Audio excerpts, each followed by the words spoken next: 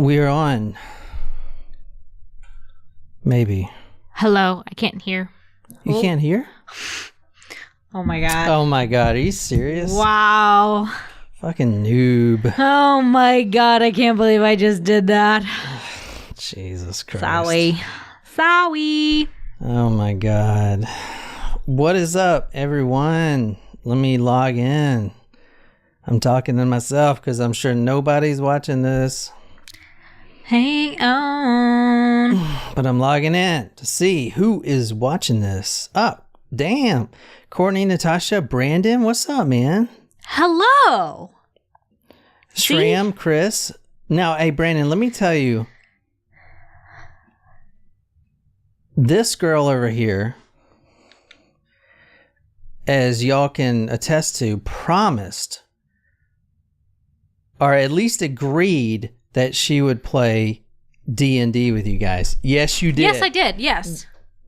Brandon has been asking on Discord, tagging you. Oh, well, shit. Sorry, I haven't been checking Discord. I'm sorry. The best chance to get me. No, I'm telling you right now, you're going to find a way out of it. So. Oh, let's pick a date. That's you, Brandon. You want to play Dungeons and Dragons with the lovely Nicole. You don't want to play? I want you to play first. I'm scared I'm going to kill everyone. I feel like you're overthinking this. I am overthinking it. I mean, and plus I don't think I'd be very good at it, but I want you to play first. Okay. Brandon, he goes, sometimes that's the point, John, to kill everybody. You know?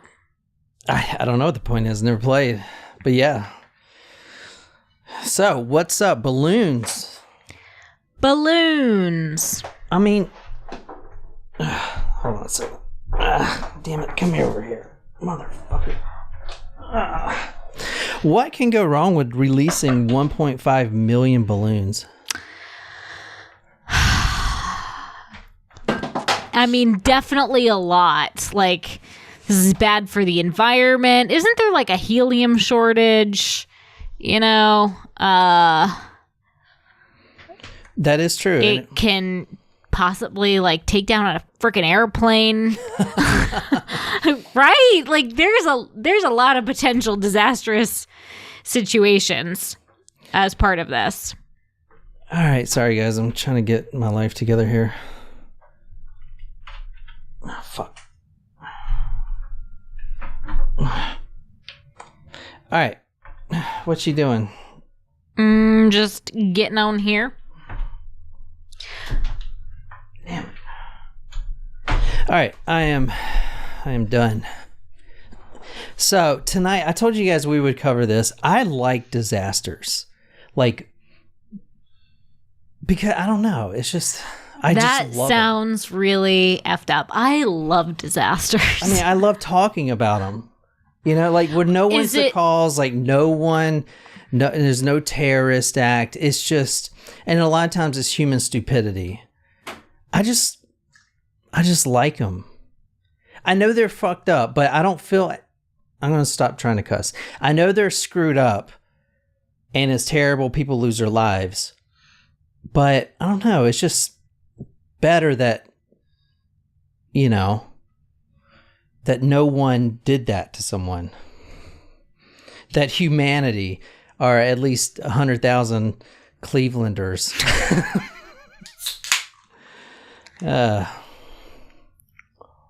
What's this cocaine you're talking about? Brandon was asking about if the balloons had cocaine in them, I think. up people's orifices. Or down. Like, don't you swallow? Do you swallow it? You put up your boot. I don't know, Brandon. How do you become a mule? Nicole wants to be a mule. That's what we should start doing. We should be mules. I will say the movie The Mule with Clint Eastwood, yeah, does make it seem awfully appealing, doesn't it? Yeah, but do you remember he went to prison?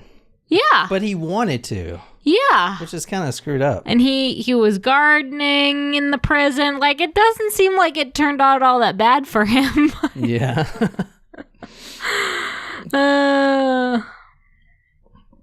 So tonight we are going to do an episode. It's going to be small, but a small taco.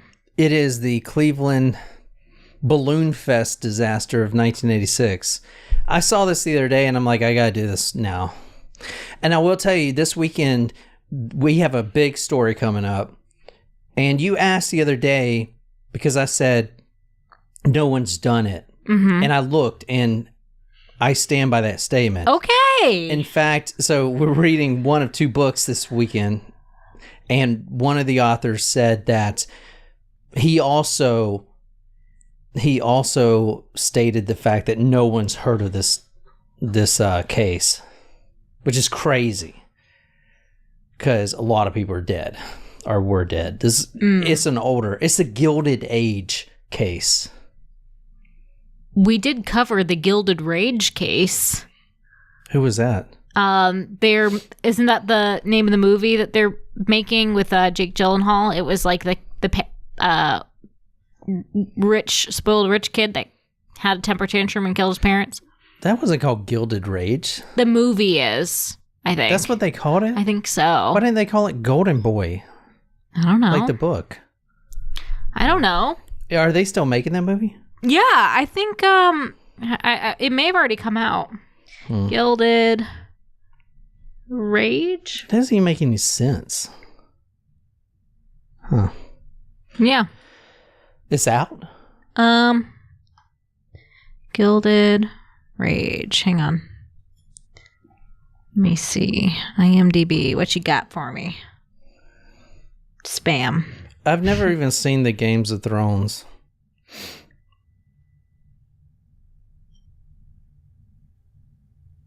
It says 2023. I do want to do H.H. Holmes too. You know, Keanu Reeves quit. Not quit. I don't know what happened. I didn't see it, but I know he's no longer going to be H.H. Holmes. You know who they should have to be H.H. Holmes? Who? Shit, what's his name? Patrick Bateman. That guy. The guy that I like. Christian Bale? Christian Bale, yeah. Actually, I can see that. With the mustache? Yeah. I think both of those actors, I think they're a lot alike. I don't know. Maybe that's just me. I could definitely, I could actually see Christian Bale as that character more than I could have Keanu Reeves, to be honest with you. Just like facial structure, you know. Do you even know what he looks like? Yeah. I have a little figurine of him. Yeah. Oh, let me show you some true crime stuff I got. And after this, if you want to help me, we got to send those Patreon packages off. I want to do that soon. We got 3 more we got to send. Okay. So, but I want to show you some cool true crime stuff. Where'd you put all the bobbleheads? They're somewhere. Okay. This is what I got. Maximum Security. It's the Alcatraz. It's not really true crime, and I don't really want to give it away because it costs like $20. But it's also signed by whoever wrote it. That's cool. Donald Hurley. It's about Alcatraz. There's Capone, I think. Isn't that Capone? Didn't Capone get charged with tax fraud or something? I think so. All right, well, that's what I got. Anyway, do you want to do this? This is, dude, I want to do trivia, man. I mean, I think we can skip me as the middleman, and you guys can just post trivia as you think of them on Saturdays. Yeah, we have all this stuff. I still have the, like, tracking of the points and where we were at, so. If we can get, I mean, there's probably, like, books out there that just do trivia, that we could just get a book of trivia. I don't know. Again, all right, let's do this, man. And women. Tonight. All right, let's talk about a whole bunch of balloons. How many balloons? 99 red balloons. I need that. Shit. Titties. Titties. All right, let me know if the quality starts going out. I don't think it will, but... All right, so we're going to go to Google Earth right now. I'm logging in. I'm putting my computer on, if you guys are wondering. But we're going to Google Earth, so just look at your screen. I've never been to Cleveland. Have you been to Cleveland? No. Has anyone been to Cleveland? Anyone? Never been. Anyway, so that's where we're going to tonight. All right. And we're actually going to the, what is it called? Termina Tower.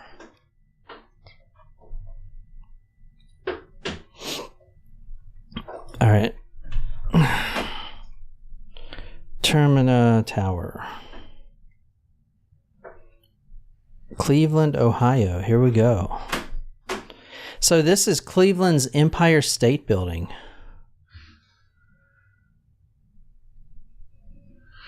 Jesus, it does kind of look like the Empire State Building. Yeah, a lot smaller, but it's cute. It's cute.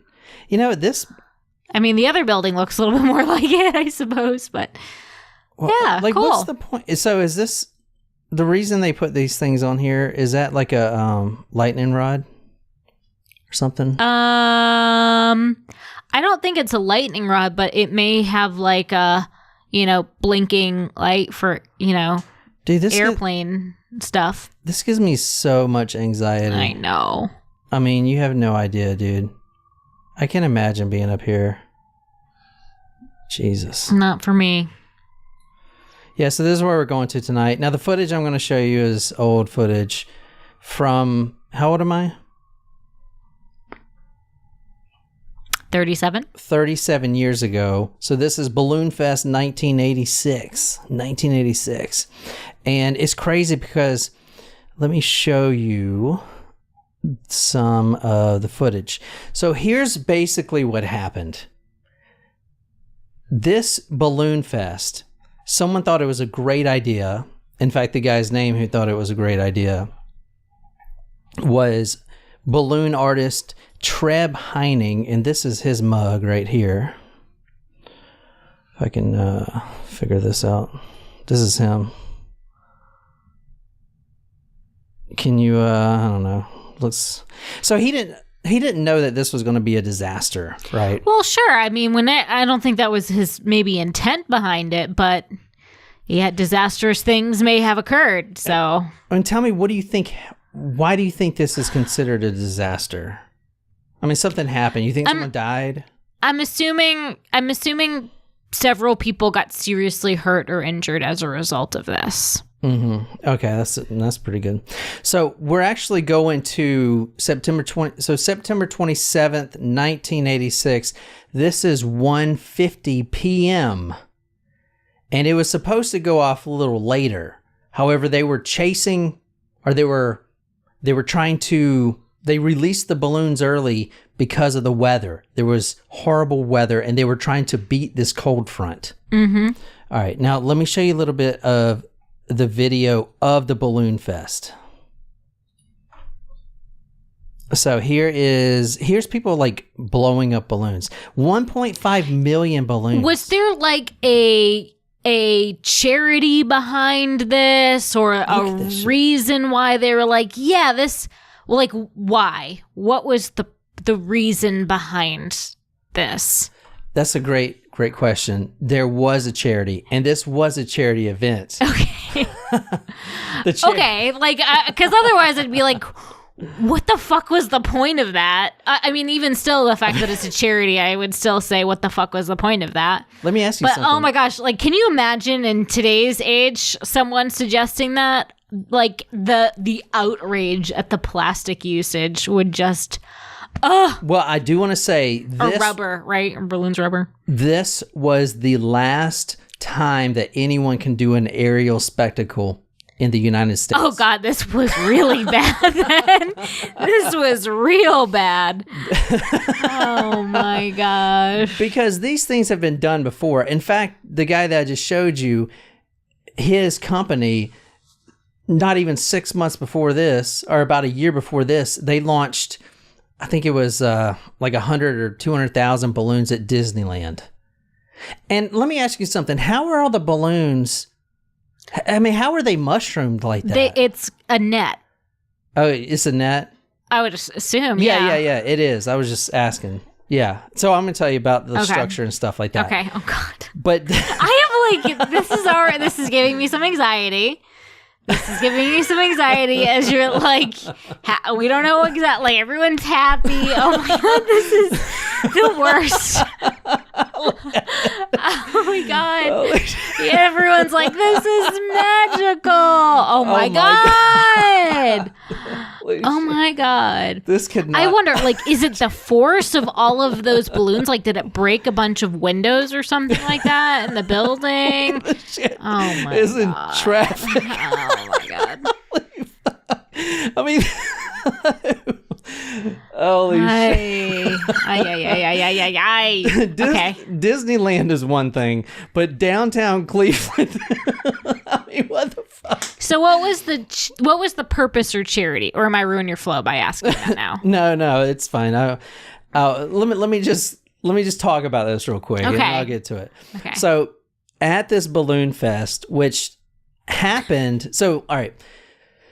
This huge scaffolding was built, basically this huge structure, and the guy that built it actually did an interview in 2014, so we're going to be reading some of that. Mm-hmm. But he said that it had to be to Cleveland's building code, and they didn't know that until like one of the last, like the last couple weeks. Mm-hmm. So they had to build it to, withstand wind up to 90 miles per hour. So, and I'll show you the scaffolding here in a second. But it's basically a big structure, a cube structure with a tarp over it. And this is how much it covered up. Let me show you this right here. This is how much it covered up. So this is where the balloons were. Wow. So it's a whole city block. See, it's like a fourth of a block. So it equals a whole block. So a huge structure, a block long. Today, this would also be like a national security issue, Yeah. People would be like, no way, this is blocking out all the CCTV cameras. I don't know. So I'm just being goofy. The initial cost before all the lawsuits came in. Oh, God. Oh, my gosh. Does the charity have to pay for the lawsuits? Yeah, they actually lost money on this deal. Gosh. Kids they actually had to take clothing away from the kids that needed it. I'm just kidding. But the charity did lose money on this, which is kind of screwed up. Oh my gosh. Can you imagine? Like, let's just stick to old-fashioned car washes, folks, for your charity needs. All right. So the initial cost before the lawsuits was a few $100,000, according to the site manager who you're going to be reading some of the interview from. Now, the charity was the United Way. I'm pretty sure that's still a charity. Mm-hmm. Don't they have the green? It's a very large charity. Yeah. So the premise was they were trying to get school kids, and that's who filled up the balloons, because someone's got to manually fill up 1.5 million balloons, right? Like, there's no machine that... How long did it take for them to fill it up? Because, like, helium... 6 hours. And I'll show you in a second, but it's crazy. That's all... That's it? Yeah, 25... Well, just hold on a second. Hold on a second. All right. So... It was sponsored by the United Way, and they wanted to get the kids to, and you've seen some of these charities before where, some kid sells you like a candy bar. No. It's like a heart, and you put your name on the heart, and then you stick it on the wall type of thing. Yeah. Yeah, so it's like one of those. Oh, so you would put your name on the balloon, maybe? I didn't see that they put their name on the balloon, but you would buy a balloon. Okay. So there's the hands or hearts. Yeah. You stick them on the wall at the grocery store. Yeah. You put your name on it. Okay. I'm with you in what this was meant to be. And also, the United Way wanted the kids to be involved in this, and involved as in filling up the balloons mostly, but also in the site plans. You know, they're not giving them big responsibilities, but little stuff. Because when the kids grow up, which are probably 45, 50 now, they would be like, oh, let me sponsor United Way because I'm familiar with them. You know what I'm saying? Type of thing.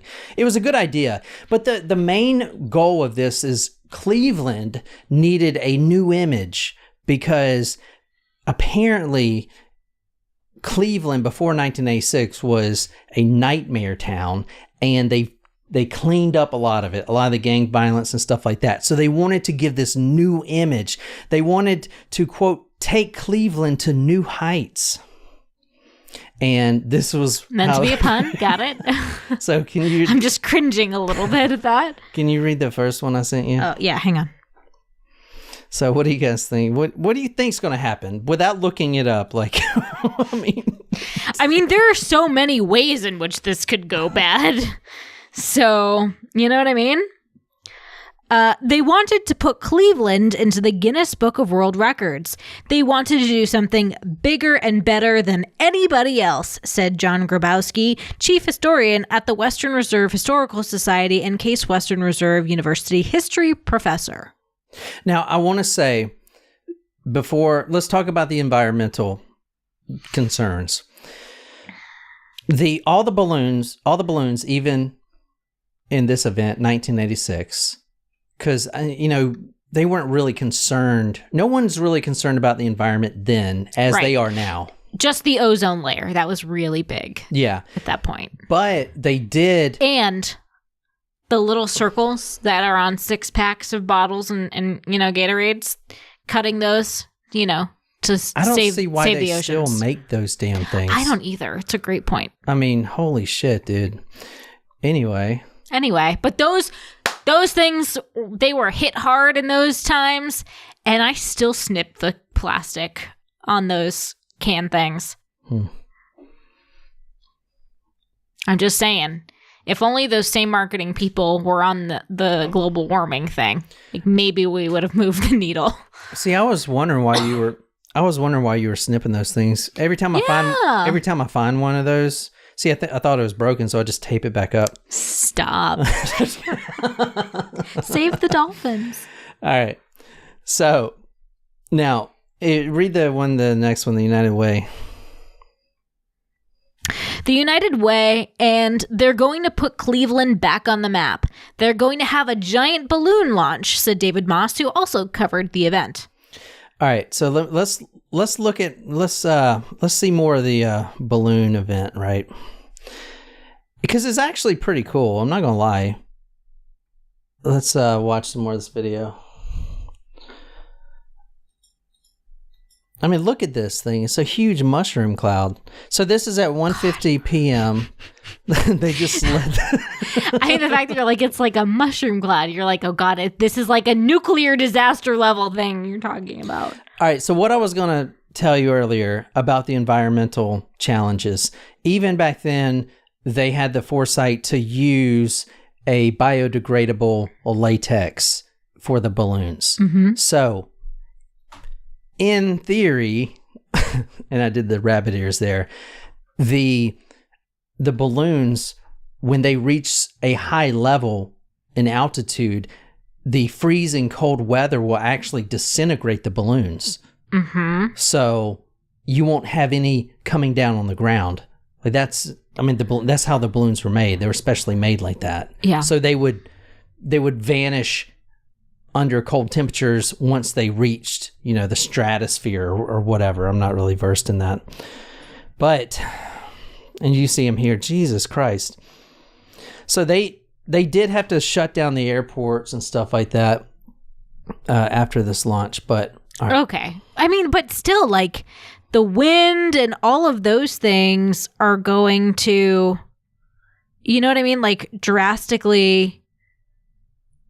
impact potential flights in other areas. Yeah, it did. So, oh God, yeah, it did. A lot of the balloons ended up in Canada. Oh, that's the way the wind was blowing that day. So, can you read the next one, and then we're going to get started into all the mishaps here. Oh dear. It was almost like a volcano when it went off, said WJW's Neil Zurcher, who covered the event. Just about everything in the world that could go wrong went wrong that weekend. All right. Luckily, they don't have to launch these balloons. Take yourself back right quick. The night of, you just have filled 1.5 million balloons. You don't have to launch them because somebody or something has sent you a sign, a foreboding sign. Uh-oh. And that sign is a huge storm. Oh. The night before. Okay. Yeah, that could have been a great opportunity to just say, yeah, we're going to pass on this one. Yeah, so I'm going to read this. This is from the meteorologist Scott Sable.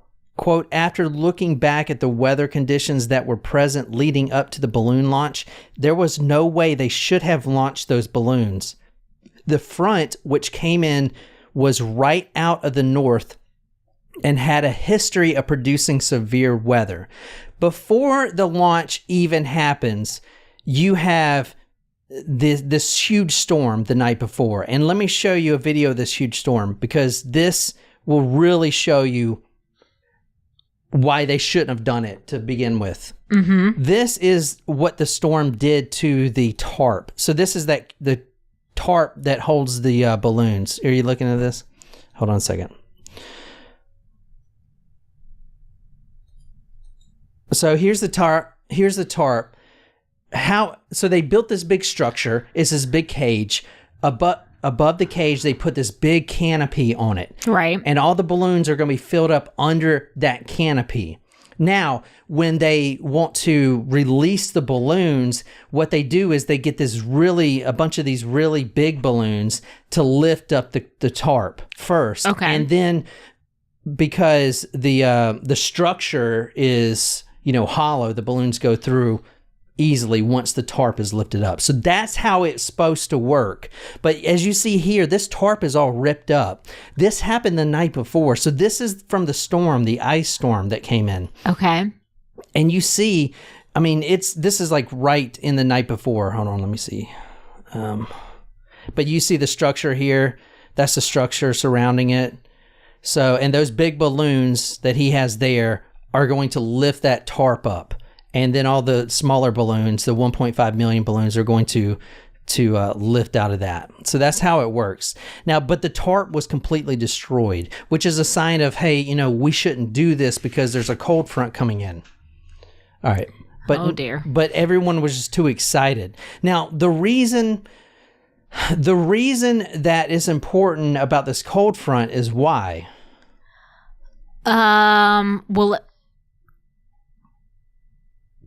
Will it make let me tell you a little bit them more damn it at, like the balloons when they pop, they're going to be really dangerous when they fall?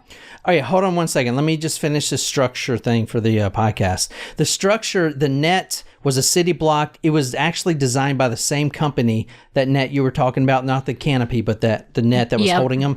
That net was designed by the same company that designs the cargo holds on the NASA space shuttles, which I thought was kind of interesting. Wow. So they would need 20 tons of counterweight which is the structure, the metal structure, 20 tons. It has to weigh 20 tons to counterbalance the balloons from lifting it up, like on that movie Up, right? Mm-hmm. So this is the guy, the site manager, in an interview he did with Gizmodo. If you want to read the one, how do you fill 1 million balloons? How do you fill over 1 million balloons and store them? There's some special balloon filling machine out there, or did you have to rig something new for this project? No, we invented the process at Disneyland in 1985. We built bins and created workstations inside with folding chairs, air valves zip tied to upside down milk crates, and connected a soldered copper line that went out to a tractor trailer full of helium. It was like building a temporary factory. We got 2,500 volunteers from high school bands and gave them an honorarium to their uniform and instrument funds. We had to feed them, provide porta-johns, and temporary lighting. We also had a local radio station DJing cranking rock music from 4 a.m. to keep them awake. This sounds like some cruel form of torture, doesn't it? So it's actually interesting. All the balloons, 1.5 million, were filled in 6 hours. That's 4,500 balloons per minute. So they had 2,500 people doing it. That's crazy. Yeah. So that's about 700 balloons per person.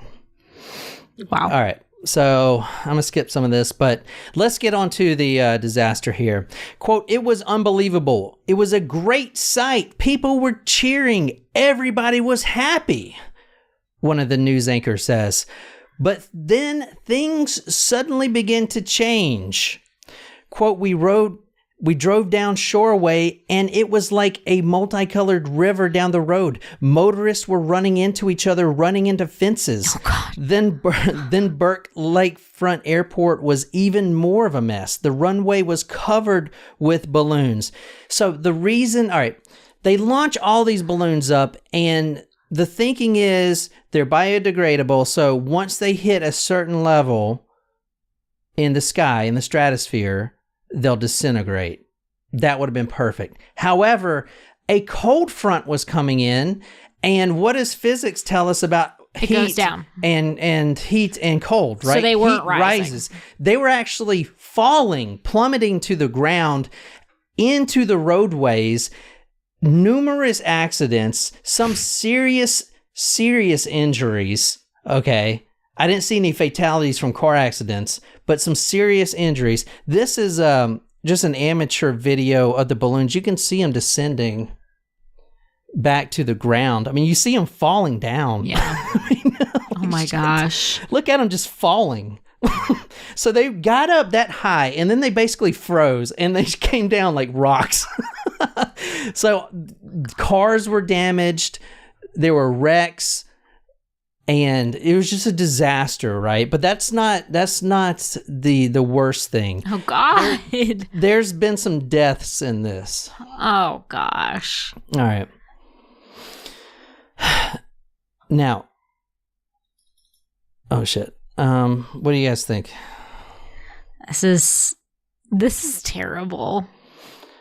All right. Can you read the one that says... I mean, did the person in charge not think about that with the cold wet? Like, clearly not.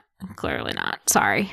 No, nobody thought about it. Oh my gosh. I mean, it was freezing, you know? And I don't know. No one thought about it. Can you read the one that says from the news regarding the environmental impact? From the WIVB News 4 regarding the environmental impact.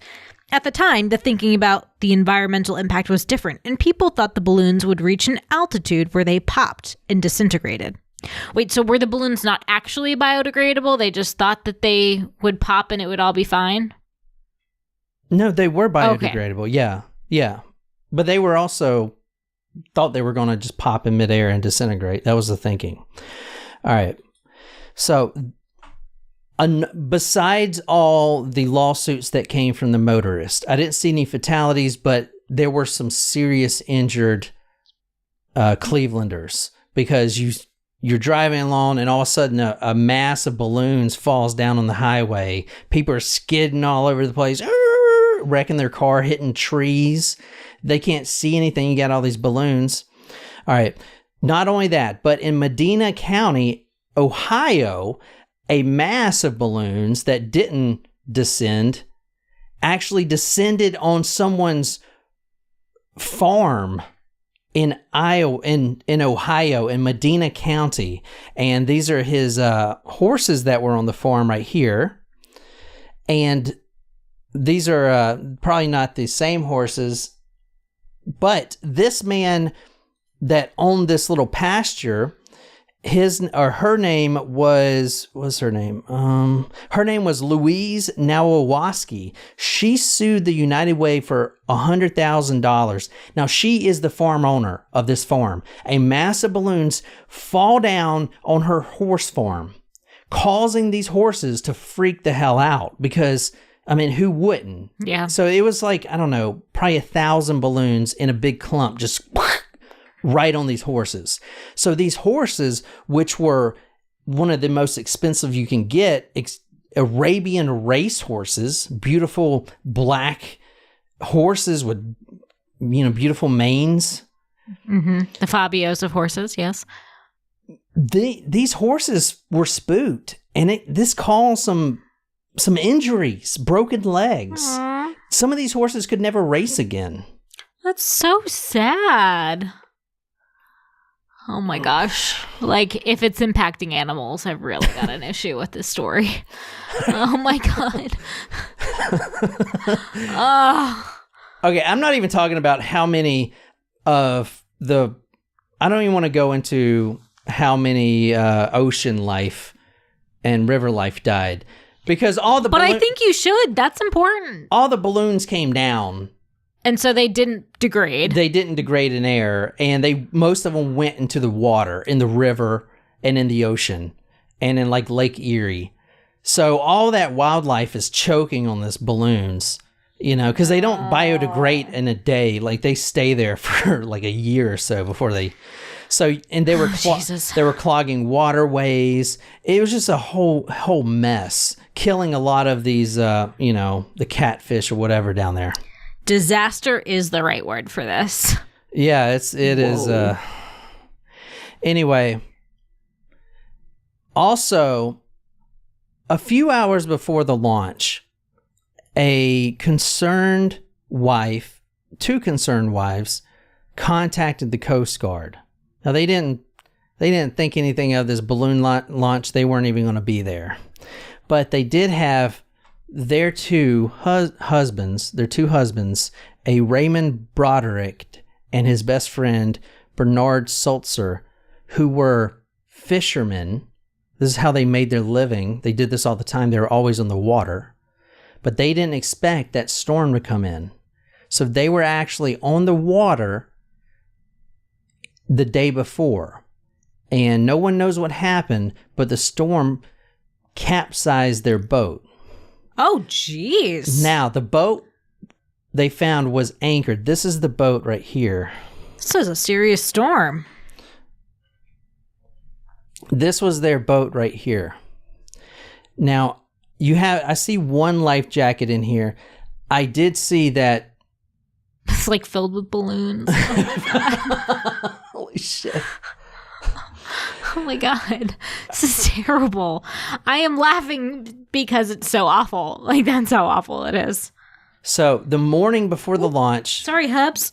I accidentally just hurt him. The morning before the launch, these wives contacted the Coast Guard. The Coast Guard immediately starts searching. They find the boat, which is anchored, which is important. They find the boat anchored in the water, which means what? The fishermen aren't on board, but the boat is anchored. It means they're not far. Yeah. They have life jackets on. Mm-hmm. Their heads are probably poking out the water. Mm-hmm. They can be saved.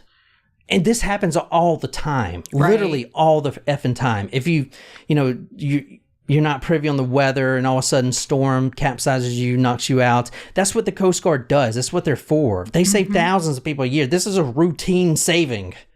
All right.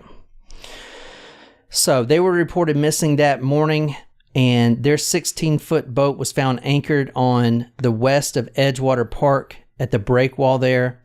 The boat was found with life jackets missing, which means they were wearing life jackets. A rescue helicopter was sent out, but they couldn't find the fishermen. Can you read the one that says, "I caught the guy"? I caught the guy flying the Coast Guard helicopter. He said it was like flying through an asteroid belt. You just couldn't see. The whole TV acronym is like bleh to me today. WJW's Neil Zurcher said, and the balloons on the water looked like heads, and the men weren't found until several days after the balloons. Oh. I don't see why they couldn't. All right. This is not a Where's Waldo situation. They should have been able to find them. You can see them in this picture. Find the two guys there. Oh my God. Jesus Christ. Oh my God. Find the yellow life jacket or the orange life jacket. What the Oh my fuck? God. Oh my God. How can you see anything like that? Wow. I mean, oh my. How the fuck are you supposed to see this shit? Oh my. Oh dear. Yeah, that is a needle in the haystack type of a situation. Yeah, no shit. John was up. For those who are not seeing that picture, yeah, that's like damn near impossible to find. Yeah. Oh yeah. So that picture is of, for you guys on podcast, that is of the Coast Guard boat. You see the Coast Guard boat in the water, and then you see, I don't know, thousands of balloons. So check out this little video here. This is of the Coast Guard in the water. You see him right there? Yeah. So he's they're looking for him, and that's the boat. So the boat was found anchored, but I mean, here's the news anchor looking at the ocean, and I mean, look at this. I mean, how are you supposed to find a head in this? You know? Wow. Or a life jacket. I feel like they shouldn't be riding around like that. I feel like they're just gonna run over somebody. I mean, they may have, man. Shit, they may have just ran over. At the end, this event was not recognized by the Guinness Book of World Records. Is that what it said? Yes, this event was not recognized. They were like, they're like, I don't want to touch this. Yeah. We do not put the largest disasters in our books. Yeah. So the two fishermen, they were finally located, but they had to wash up, their bodies washed up on shore 2 days later, wearing life jackets. So it's like, in that photo and that video that you just saw, were they there? You can't tell at all. There's just millions of balloons, all multicolored, So that was the last lawsuit that I saw. The one of the widows sued the United Way for $3.2 million. Now the whole thing only cost a couple $100,000. So oh my God. Christ. So that is a disaster. I'm sorry. Yeah, financially, environmentally. Yeah, no shit. Can you read the last one? Augie Napoli, the current president and CEO of the United Way of Greater Cleveland, sent this message to WIVB News. There is nothing positive to say about this event, no matter how well intended. Happily, however, we've evolved beyond gimmicks to shine a bright light on the causes and effects of poverty on so many in our community, and to encourage the community to respond as they have for over 100 years through their gifts of understanding, engagement, and love. So, what do you think? Well, that's terrible. That's the balloon disaster of '86. I know it's a short story, but kind of wanted just to throw that in there. A little curious, something light. Yeah. So, I am looking for a title for this. Oh man. Yeah, something with popping or something. I don't know. Anyway, I know that was short. This weekend we got a huge case, crazy. This case will blow your mind. It is also a disaster, but it is a bigger disaster, if you will. It's going to be more than one episode disaster type of thing. Oh dear. Yeah, it's pretty crazy. So that'll be Saturday, 1 p.m. Eastern Standard Time here on YouTube. That's going to be public, and then the next episode after that will be for the Supremos only.